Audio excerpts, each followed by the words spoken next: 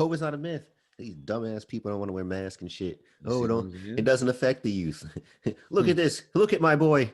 Look what they've done. Black people can't get COVID. Look how they messed with my That was boy. the craziest shit that That shit nigga was was saying at the beginning of so the funny, shit. bro. Niggas like black people can't get this shit. Next thing you knew. Man. The moment a black celebrity got it, everyone was like, "Oh." And I then think it was Idris. It was Idris. It was It was Idris that Idris, got it. yep. He's not black. Idris not black? No, that's what they were saying. Oh. When the first He celebrity said got it, Idris Twitter was not just like, "Yo, black. he's not black like that. Like he's not black. Like He's British, so he can't be black. He's British. He can't be black. I got ice in my veins. Walk like a champion. I'm so cold-blooded. I fear nobody. Ain't no letting down. I won't let you down. 'Cause I got ice in my veins. I talk like a champion. I'm so cold-blooded. I fear nobody. I walk like a champion. And now we're back to what we really, really loved. Basketball. Oh yeah. I mean, I'm loving it. I got You guys my are having a good time. I'm on the edge over here. I was at the edge of death, and now Bedford and Mass are on the edge. Everything that I wanted to happen so far is going down. I just want RJ to get better. He's taking shots. He's making shots. That's really the only thing I have to say about the Knicks. we've come a long way from Mavs a 4 seed. Oh yeah, we indeed top have 5 seed, but Top 5 seed. top 5 seed. But I mean, there's no team that I'm rooting for to do worse than the Mavs. And it's not personal. It's all business. It has nothing to do with John and everything to do with that 2021 draft pick. That's it. I feel you, but it's just like, it just sucks because when a team that makes so many moves, you know what I mean? And then you have a short camp, you're trying to get rhythm, and then Porzingis misses the first, 9 games. And then as soon as he gets ready to come back, you have 4 key rotational pieces, each missing between 9 and 14 games. Like, what are we supposed to do? Like, do, baby? pretty much. Like, I mean, it just sucks where it's like we're not in a position to succeed. Like, all the people who are playing consistent minutes get no minutes now. James Johnson doesn't see the court, bro. Wes Iwundu doesn't see the court. Like, and that's what we have to deal with. And then now that they come back, then we got to get used to everyone being together for the first time. But it's just like, at the end of the day, it's still early in the season. Like, things can still turn around. But when I say we're on the edge of disaster, that loss to the Warriors, like, that was the first game I watched almost throughout all of my quarantine because I just wasn't up to it. And that shit was terrible. Like, it was hard to watch. And I remember, like, tweeting and talking about where it's just like, the Mavs season depends on how they come out the next game. And they won the next game. They made adjustments. Like, the one thing since that game, KP has been really aggressive, and they're getting it to him down low. So the framework is there. You know what I mean? Like, the improvements are there, but still, like, we're not fucking defending shit. We almost blew it last night when we had a great first half. Like, and it's just, it feels like same old Mavs. Niggas can't cover. It's I was like, bro, yo. it's literally, like I said, we're on the edge of disaster. Like, we're one bad loss away from, like, packing it in as a franchise, it feels like, while Luka's still doing Luka things. Indeed. But I mean, the big thing now is, like, we're in that weird space of, do we make a move or not? Because my thing is, most of the moves that would be made, or the big ones that seem to be, would be for, like, Oladipo, which you guys know I want Oladipo on the team. But if we can get him in free agency and not give up any assets, that would be better. Yep. But I think the biggest thing is trying to get Drummond, but we just don't have anything to give for Drummond. Right. But they're saying he may get bought out, him and or JaVale McGee. Yeah, like Drummond. Yeah, but that won't be for a while. Like, that doesn't. And if we can't get into playoff contention, then it doesn't matter. You know. But I mean, Drummond. I feel like rooting against y'all more than me. That's all I'm going to say. I know. I feel like Drummond fits exactly what we need: better rebounding and fucking interior presence. Like Porzingis had 6 blocks last night, which is great. But it's just the rebound, like it's the effort. Like that was the main issue. The effort and like some of the schemes and shit like that. Where it's like you have people literally like, yeah, I think Rick might need a couple days off. Like it's yeah, weird time in Mavstown. Trouble in Dallas. Yeah, I'm loving it though. that's And okay. You'll love it for now. for now. Yeah. We'll see what happens. But yeah. Only other thing is the other team that I watch basically every night, because when the Knicks not playing, who else am I gonna watch? You know, am I gonna watch the fucking Celtics? No, I'm gonna watch James Harden fucking facilitate and do his fucking thing, because that's exactly what the fuck James Harden has been doing, bro. And it's crazy because I get it. You know, like a lot of Nets fans wasn't fucking with the trade because it's basically mortgaging their whole future to win a championship now or like within the next 2 or 3 seasons. But when these niggas is on the court, bro, this is like nothing I've seen before. And that's like not even any gas. It's just like that. I think the perfect example of what it is in that Clippers game in that fourth quarter. Mm-hmm. The last 12 possessions, I believe, or the last 12 shots were all taken by either James Harden, Kyrie Irving, or Kevin Durant. That's what you want. That's what you want. And they're all averaging, they all lead the league in top 5 in fourth quarter scoring at over 8 points a game. They all hit that mark in the fourth quarter against the Clippers. That's where that's the scary hours. Now, the real scary hours to me, and like most of the Nets fans that watch every single game, is what happens when with our role players. And like, yeah, a lot of people want to talk about how when we traded for James Harden, we lost our depth. But we really didn't, in the sense of, yeah, we lost our rim protector in Jared Allen, which and he is hooping with the Cavs right now. Love that for him.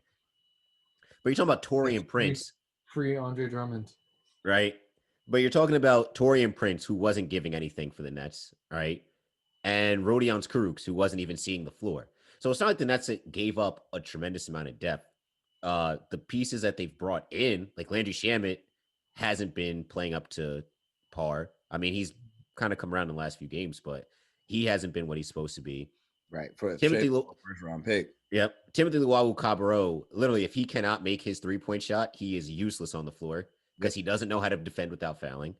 Bruce Brown has honestly been the best pickup. I would say Bruce Brown and Jeff Green have been the best pickups for the Nets. Jeff Green, I feel like every game is just doing Jeff Green things. Yep. Jeff Green things. I mean, just the occasional 3 from the corner or the top of the key. Or they definitely trust him to shoot too. Oh yeah. Yep. And then Bruce Brown gives tremendous effort on the boards. You guys signed Shump too, right? They just signed Shump, and they just signed Noah Vonleh. You have some defense, I guess. Yeah, he's on the court.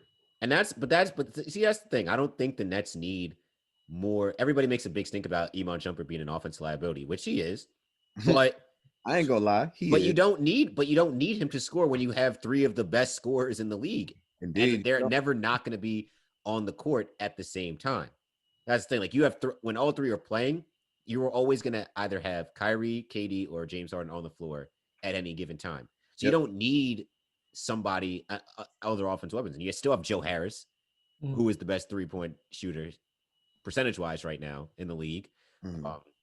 You're fine. My biggest gripe is with DeAndre Jordan because he sucks. He peaks like hot ass. He doesn't. And what makes it worse, I think, what makes it whatever worse, little money he making. What makes it worse is it's one thing to be trash, and just like, all right, you're trash, but at least you're trying. He's trash and he doesn't try, which is very, very frustrating. Like that's just a 2-for-1. Waste man. So hopefully Noah Vonleh, and he doesn't finish the game. That's the thing. He never finishes games. So they always go with the small ball Jeff Green at the 5 lineup. So which hopefully Noah Vonleh comes in. Their closing, The closing lineup is one of the best closing lineups that I've seen in the league. I don't think there's a better closing lineup than the Kyrie, James Harden, Joe Harris, KD, Jeff Green lineup.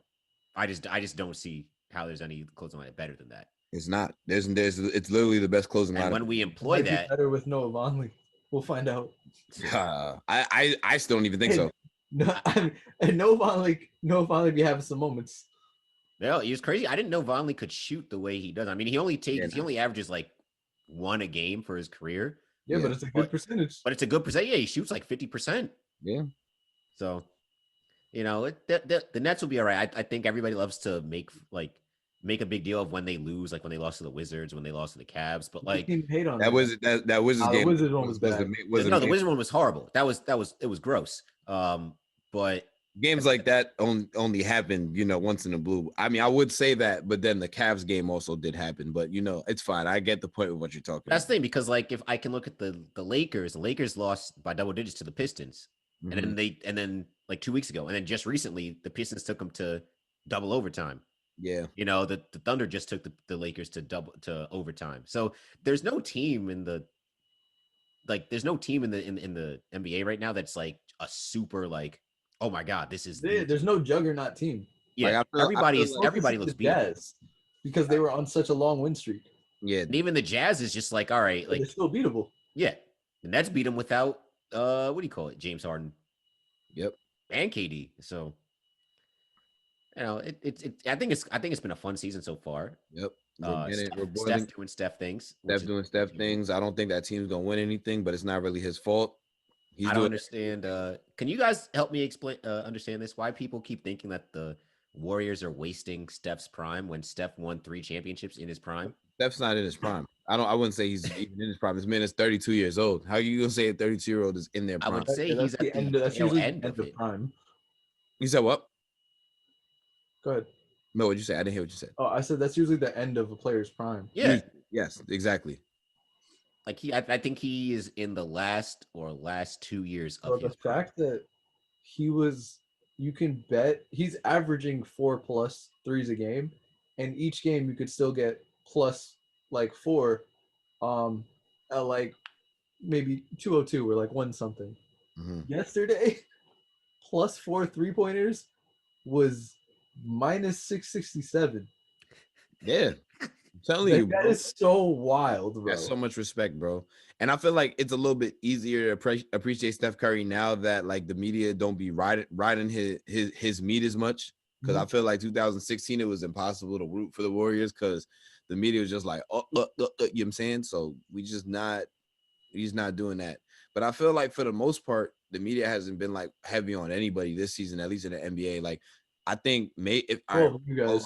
hold on. Maybe the Nets. Maybe Maybe these the niggas Nets. lead first take every other day. You Yeah, I guys, know. You would think that they were the Knicks. That's what happens, though. Shit is They annoying. also have the most- I want to go back to being like no names. Nobody cared about. So it's so much easier rooting for your team and watching your team when nobody's talking about y'all. Yep. That's a fact. That's why I can just appreciate the Knicks right now because it's like, you know what? We're not that good. We play good defense and we got nice young talent. That's developing. So I'm overachieve no matter what because the bar is so low. Oh, exactly. Because once people start talking about you, then you live under that microscope. No, I'm not gonna lie. Just got Derrick Rose, so Tibbs now has had Derrick Rose on all of his teams. A rose grows in a garden. Damn it. He's back. He's back, baby. Dust off those Knicks jerseys. I'm still not. Bro, right? Can you imagine that? Every Knicks fan that got a Rose jersey, right, never gave it up. It's like, yo, we're lit again. I mean, I was fucking with it. Either way, like I think it was, to me it seemed like a very lateral move, but like John feels me. The most lateral of lateral moves. Yes, literally. But I mean, I'm just hoping, Dennis Smith can still get a chance to salvage his career because I like the kid and I don't think he's as bad as people make it seem. I just feel like he hasn't been out since he's been outside of Dallas, hasn't been in a position to actually like thrive. So we'll see what happens with him. But Derrick Rose, I mean, it's just a interesting position in the Knicks. It was just like, what is the move from here? Like, does Julius Randle get moved? Like, what's going on? That's the thing. But I feel like he's got to. Like, as an organization, you got to sell. Wow, you got to sell high, bro. And that's what I'm saying. Is like a lot of Knicks fans falling in love with. You know what? Maybe Julius isn't the future, because here's the thing: is that you don't draft Obi Toppin thinking that Julius Randle and him are gonna play beside each other. It's just not gonna work. You know what I'm saying? And thankfully, we've seen the emergence of Emmanuel quickly. And RJ has gotten significantly better, as I mentioned before. Like he's taking, like his mid range is basically automatic, which is kind of crazy. Come for year two, he's taking threes and he's making them at a higher rate, at least over these past 10 games, versus the first 15. So you If know we what I'm can just saying? make that Derrick Rose trade, I'll give you Dwight Powell and Jalen Brunson and a draft pick. Lord Jesus Christ. Jalen Brunson's a good guard. Yeah, now he is. I don't know. Villanova guys are the truth, man. Yes. Villanova guys is really good. Shout out to White Dante. Shout out Brunson. But yeah, I felt like it was a pointless trade, whatever. I mean, I'm not really like I'm indifferent. I think it was just not it just wasn't necessary, but it is what it is. But Tibbs wants his guy. He wants his guy. But speaking about things that's not necessary. Okay. So the league has decided that in this COVID-stricken season, not only are they going to have an all-star game after telling the players that, we just going to give y'all a little bit of time off, they're going to have that shit in Atlanta. I don't know which one I have more of a problem with. Burn the whole thing to the ground. Burn it all down. Pretty much. And I love how, like, the first thing was De'Aaron Fox going, that shit dumb as hell. Right. Because it is. Right. Bro, even Braun said it was his heart. I'll be there, but my heart's not going to be in it. Like, I'm just going to be there. Which defeats the purpose of the fucking All-Star game. Because the reason last year was so cool was because everyone was invested. Yep. Now it's just like, I mean, to me, I feel like we've never really seen like the Adam Silver NBA with such a pushback to the players before. Yeah, I can agree. I think that if there was any way that they might have made a mistake, I think this is it. I also feel like it's just so unnecessary because the players went into the season thinking like, all right, you know what, this time is going to be off time for us. This is where we're going to, because especially with a shortened off season, they, a lot of people had extended off seasons. But, for the many playoff teams like the Lakers, like the Clippers, like the Mavericks, like, they had relatively short off seasons. You know what I'm saying? So I don't know.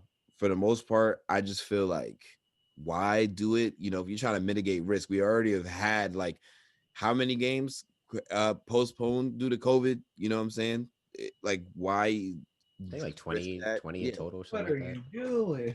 Yeah, like what, for real, what are we doing? Like, that doesn't even, to me, that just doesn't make any sense. We're living in the pandemic. I thought we were trying to do this shit correctly, but you know what? I guess not.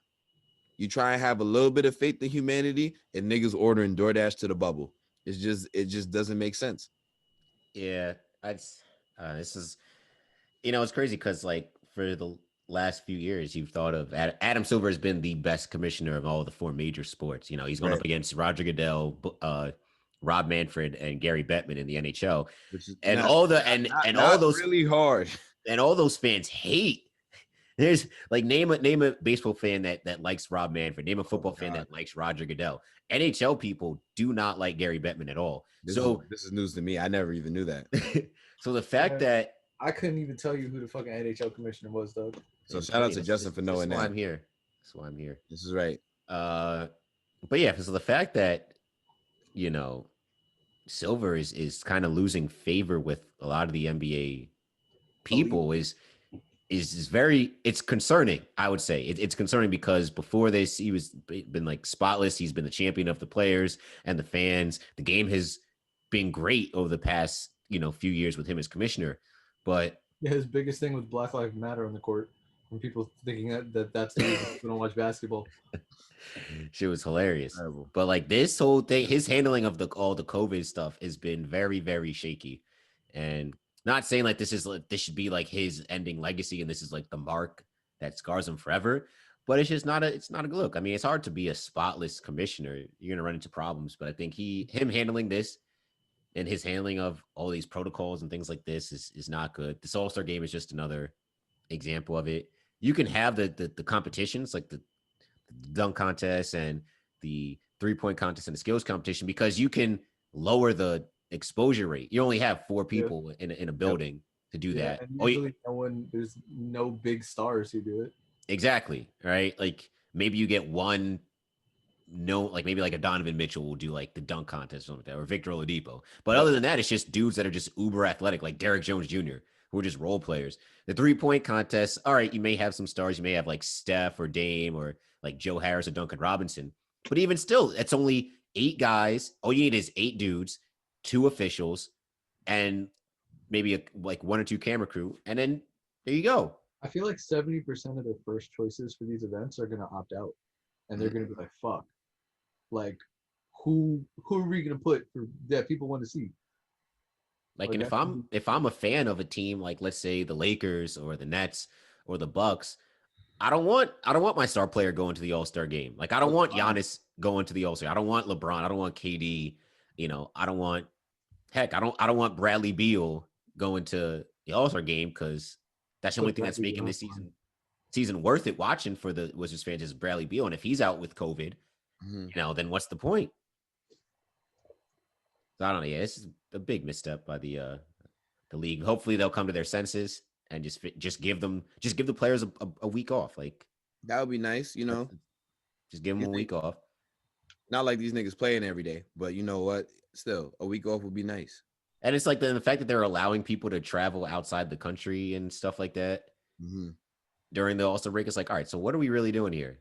Like, I just don't get it. It's funny because it's like, they're restricting like out of country travel, and I get it because you're probably, you leave the country, you might end up stuck, or you might just have longer. Imagine James Harden stuck at a strip club in Cabo. leaked the phone call with Steve Nash. Oh yeah, Steve, my bad, yo. I ain't gonna make it back till like next week. I got stuck in Cabo. They got AD stuck at Turks and Caicos. I think when you first get there anyway. So it's like, what is it like? Just let them spend the time with their family or some shit. But it's also there's other states that are such a fucking mess that these people are gonna go down to Miami where it's like y'all need to quarantine anyway. Yep. Exactly. You might as well let them go to another country. Yep. It just don't make no sense to me. I'm just saying. You gotta be like, listen, you guys can all travel to Australia. That's it.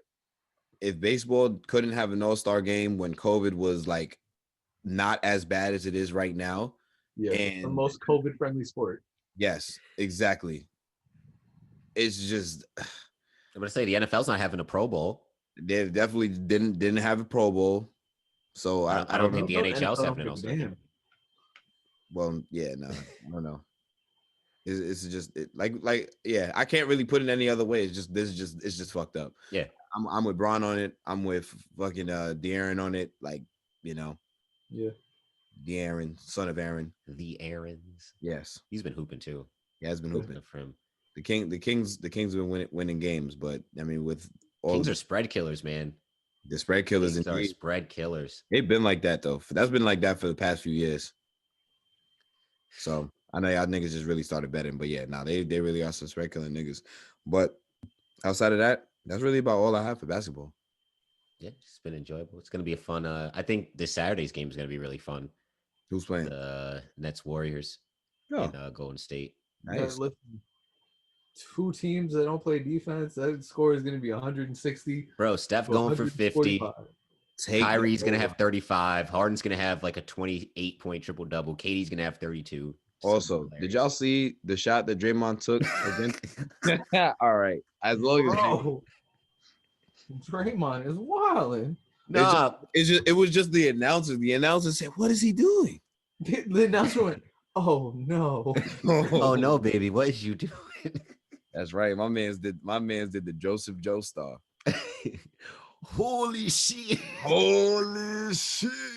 That shit was bad, bro. Nah, that shit was bad. I think it was worse because there was some media person that tweeted out last night. They were like, "Oh, casual fans don't understand what Draymond was trying to do." And I'm like, "No, we understand what he was trying to do. He was trying to draw a 3-point foul 35 feet from the basket. Nigga, nobody's believing that you're shooting a 3. You're Draymond Green." Hell no. Bro, he doesn't look at because the NBA is doing this baseball type, mini series type shit. Mm-hmm. I've clearly watched a lot of the Warriors recently. Like, this man is not looking at the rim at all. Nope. He doesn't look to score. Like, he normally doesn't, but when I tell you at all, like, he is purely like, if I'm defending him, I'm just letting him rock at this point. Right. Like, I'll let him take the layups, then kick it to an open shooter because he does not want it. he doesn't look like he does not want to have to put the ball up at all. Like, what is it in that Saturday game against the Mavs? He had a double in the fourth quarter and hadn't scored a point yet. He had like Bro, he what was 14 going for that assists, 10 fucking, rebounds, 0 he points. was going for the 5x5.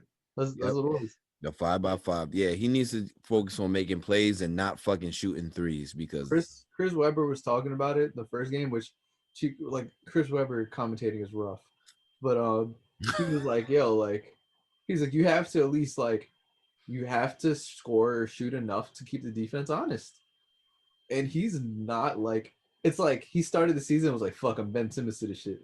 And I was like, well, I don't need to shoot no more. Like, but I feel like it's also because the Warriors aren't playing for anything. It doesn't really matter that much. Yep. And that's like the worst thing about it is that they're not out of They're not playoff contention. They're literally Yeah, a half game out of 8. They're a half game behind the Nuggets. Bro, the Mavs are in 14th and are only 4 games out of the 4 seed. Yeah, like this is the West is wide open, but for the wrong reasons this year. They're looking like the East. It just feels like everyone's losing. It doesn't feel like teams are winning outside of the Jazz, because I didn't even know about that win streak till we played them.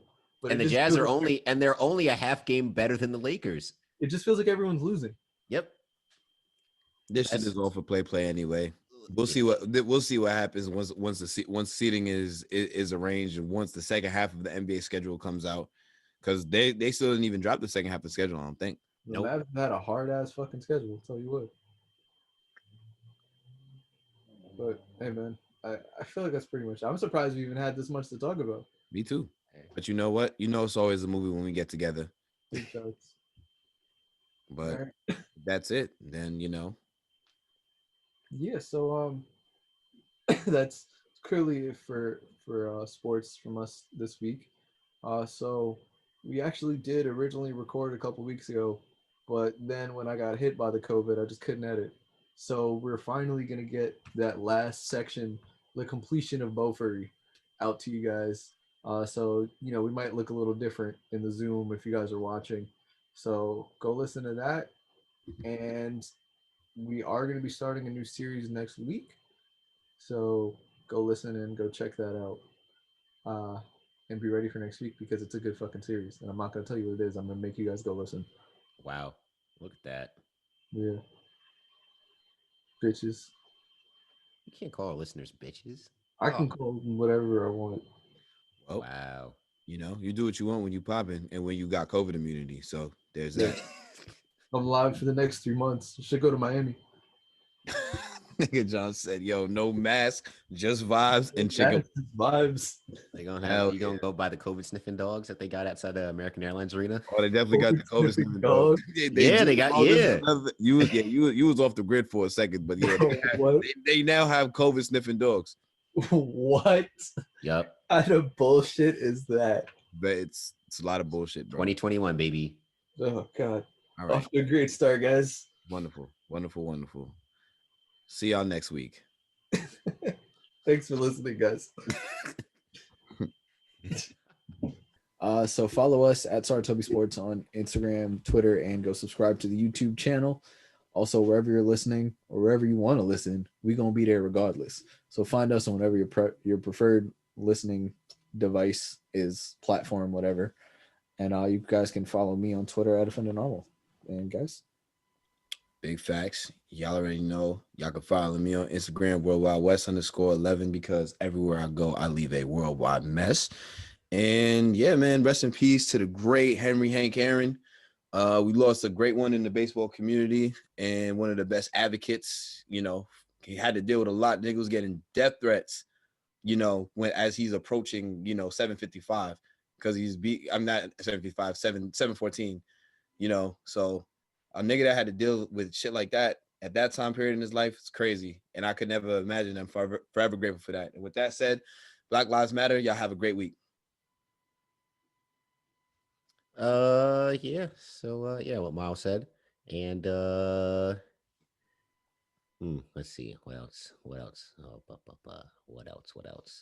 I think that might be it. Yeah, you can follow me _J_Thomas_24 on the Twitters. I've been tweeting a lot. Been getting a lot of engagement. It's really fun. I'm enjoying it. Basketball season is in full swing. And that's about it. Nematodes are people too. I got ice in my veins. Walk like a champion, champion, champion. I'm so cold-blooded, I fear nobody. Ain't no letting down, I won't let you down. 'Cause I got ice in my veins.